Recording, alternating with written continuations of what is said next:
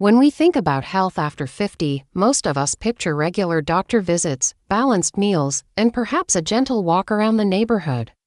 But there's another piece of the puzzle, one that quietly shapes our energy, our relationships, and even our immune system. That piece is stress. Stress doesn't only live in the mind, it travels through the body. For seniors, it can show up as restless nights, higher blood pressure, achy joints, or a constant feeling that life is a little heavier than it used to be. Today, I want to guide you through simple, practical ways to ease that weight. We're not talking about complicated programs or expensive gadgets. These are techniques you can start using right where you are, at any time of day, whether you're at home, in the park, or even waiting in line at the grocery store. Let me start with a story about Harold, a 68-year-old retired school principal from Ohio. Harold was always a steady man, the kind of person others turned to in a crisis. But when his wife fell ill, and later when he began managing his own health issues, Harold noticed something. He felt tense all the time. Even on quiet afternoons, his chest felt tight, his jaw clenched. He told me, "I thought stress was something younger people got from busy jobs, but here I am, retired, and my body is telling me it's not done with me yet." This is something I hear often. We sometimes think that when life slows down, stress naturally fades away. But in reality, stress can be just as present, sometimes more so, because we face different challenges, health concerns, financial worries, loneliness, or the uncertainty of what lies ahead. The good news is that the body has an incredible ability to calm itself if we give it the right signals. The first technique I often recommend is something I call the 2-minute breath reset.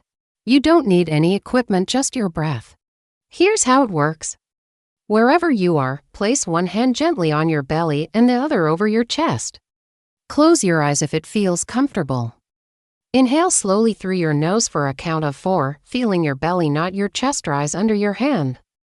Hold that breath for a gentle count of 2, then exhale slowly through your mouth for a count of 6.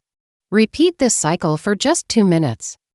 What's happening here is simple but powerful. You're activating your body's parasympathetic nervous system, the part responsible for rest and recovery. It's like telling your brain, "We are safe now." Harold began doing this breath reset 3 times a day, once in the morning before breakfast, once in the afternoon when he felt his mind racing, and once before bed. Within a week, he noticed his shoulders weren't always hunched, and his sleep came more easily. It didn't erase his problems, but it gave him space between his challenges and his reactions. Another technique that works wonders is the soft focus walk. Many of us have been told to walk for exercise, but when stress is high, I suggest a different kind of walk, one that's not about speed or distance but about presence. Choose a safe, familiar path, and as you walk, soften your gaze so you're not focusing sharply on anything in particular. Let your eyes gently take in colors, light, and movement. Notice the sway of tree branches, the play of sunlight on a wall, or the way shadows change on the ground. When your mind starts to drift toward worries, because it will just bring it back to what your senses are taking in right now. This technique works because it combines gentle physical movement with mindfulness, allowing both the body and mind to step away from the cycle of tension. One of my clients, Marjorie, a 72-year-old widow, began using this walk after losing her husband. She said, "It was the first time in months that my thoughts weren't racing ahead or replaying the past. For those few minutes, I could breathe." That's the gift of presence. It gives the mind a place to rest, and while we can't walk away from life's challenges, we can walk toward moments of peace. As we move through these strategies, I want you to remember something important. Stress relief doesn't mean eliminating every source of pressure in your life. That's neither possible nor necessary. Instead, it's about building daily habits that keep your stress from controlling your mood, your health, or your choices. Small, consistent practices can retrain your nervous system to return to balance more quickly. One of the most underestimated tools for stress relief is the power of routine. Our bodies and minds thrive on predictability, especially as we get older.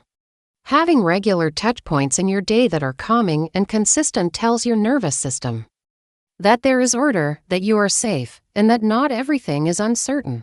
This doesn't mean every minute needs to be scheduled, it simply means creating anchor moments that you can count on. For example, beginning your morning with a cup of tea in your favorite chair while listening to gentle music.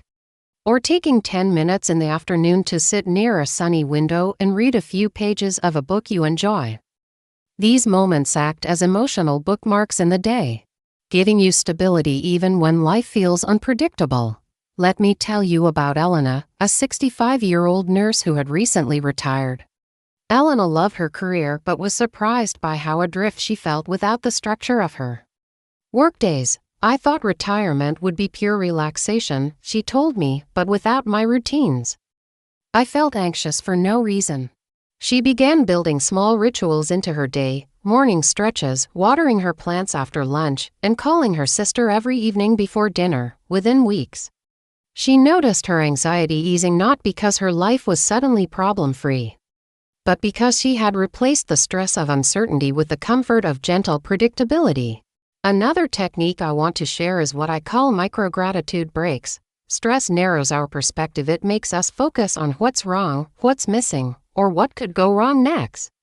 Gratitude works like an antidote. It doesn't erase challenges, but it widens our view, allowing positive and comforting thoughts to exist alongside the difficulties. Hear us how you can do it. Choose a moment in your day, perhaps while waiting for your coffee to brew or sitting in the car before going into the store, and name 3 things you appreciate right now. They don't have to be grand. It could be the warmth of sunlight through the window, the sound of a grandchild's laughter, or simply the fact that your knees feel strong enough for today's walk. The key is to make it specific and present. This small practice shifts your body chemistry, reducing stress hormones and increasing dopamine, the feel-good neurotransmitter. I remember working with George, a 74-year-old who had been feeling overwhelmed caring for his wife with dementia. He began keeping a small notepad in his pocket, jotting down 3 gratitudes a day. Sometimes they were as simple as the gardenia bloomed today or neighbor waved to me. But after a month, he told me, I can feel my mind choosing to look for good things, even on hard days. That's the kind of shift that transforms not just your mood but your resilience. Of course, stress isn't only about what's happening outside, it's also about how our bodies physically hold onto tension. That's why gentle movement is so important. You don't need to join a gym or take intense classes to benefit. One of my favorite techniques is progressive muscle relaxation. You start at your toes and slowly work your way up, tensing each muscle group for a few seconds, then releasing it completely. For example, curl your toes and hold, then let them relax. Tighten your calves, hold, then release. Move up through your thighs, stomach, hands, arms, shoulders, neck, and even your face. By the time you finish, your body feels lighter, and your mind has had a few uninterrupted minutes to rest. I once taught this to Betty, a 70-year-old who had trouble falling asleep because her body always felt on alert. She began practicing progressive muscle relaxation while lying in bed. Within a week, she was falling asleep faster and waking up with less stiffness in her joints. What's happening here is more than relaxation, it's teaching your body the skill of letting go on command. When you repeat it over time, your muscles begin to remember that they don't have to stay tense just because your mind is busy. And that's a powerful tool for managing stress before it builds into something bigger. Before we move into the final set of strategies, I want to remind you that every person's path to stress relief looks a little different. The techniques that work for your friend or spouse might not be the ones that resonate with you, and that's okay. Think of these tools as a menu, not a prescription. Try them, see what fits, and give yourself permission to adapt them to your own rhythm and preferences. The goal isn't perfection, it's simply finding ways to give your mind and body moments of ease every single day. Now that we've explored breathing techniques, mindful walking, daily routines, gratitude breaks, and progressive muscle relaxation, I want to take you into one more area that's often overlooked but deeply effective for stress. Relief connection. Human beings are wired to find comfort in others, and as we age, it's easy for those connections to fade. Friends move away, families get busy, and sometimes we convince ourselves that we don't want to bother anyone. But isolation quietly fuels stress, while connection helps dissolve it. That connection can come in many forms. It might be a regular phone call with a friend, joining a book club at your local library, volunteering for a cause you believe in, or even chatting with a neighbor during your evening walk. The key is that these moments remind you that you are part of a larger web of life, not carrying your burdens alone. I remember a man named Thomas, a 76-year-old widower who lived in a small coastal town. He told me, after my wife passed, I stopped going to the weekly breakfast our friends used to have. It was just too hard at first. But then the weeks turned into months, and I realized I hadn't heard my own laughter in ages. Eventually, with some encouragement, he started attending again. He said that after the first morning back, the sound of familiar voices, the clinking of coffee cups, and the shared stories were like medicine he didn't know he needed. That morning didn't erase his grief, but it softened it, and in that softness, stress had less room to grow. Another often ignored but powerful tool for seniors is creativity. When you engage in creative activity, whether that's painting, knitting, playing music, or even cooking a new recipe, you shift your brain into a state of flow. In this state, time feels different, and stress loses its grip. I once worked with Lydia, a 69-year-old who had struggled with anxiety since her teenage years. In retirement, she discovered watercolor painting. She told me that when she painted, the rest of the world faded away, and for those hours, she felt lighter, freer. This doesn't mean you have to be good at the activity. It's not about performance, it's about immersion. Even something as simple as coloring in an adult coloring book can create that calming, focused state. And then, there's one final practice I recommend: a gentle reflection at the end of the day. It's simple. Before bed, think back on the day and choose one moment that brought you peace or comfort.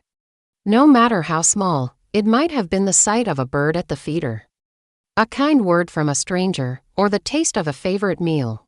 By ending your day with this kind of reflection, you're teaching your mind to close the chapter on a note of calm. Over time, this can improve sleep quality, lower nighttime anxiety, and even influence how you greet the next morning. As we come to the end of our time together today, I want you to remember something vital. Stress is not the enemy. It's a signal, a message from your body and mind that you need to adjust, to pause, to care for yourself. The techniques we've talked about are not about eliminating stress completely, because life will always have challenges. Instead, they're about learning to navigate those challenges without letting them erode your health or steal your joy. You have the power to create small, consistent moments of calm. You have the ability to teach your body and mind that it's safe to relax, even when life isn't perfect. And you have the right to care for yourself, not as a luxury, but as a necessity. Think back to Harold with his breathing resets, to Marjorie's soft focus walks, to Elena's new daily rituals, George's gratitude notes, Betty's muscle relaxation, Thomas's breakfast table, and Lydia's paintings. Each of them found their own way, starting with one small step. That's all you need to begin, one small step. Maybe today, after watching this, you take 2 minutes to breathe deeply, or you call a friend, or you write down one thing you're grateful for.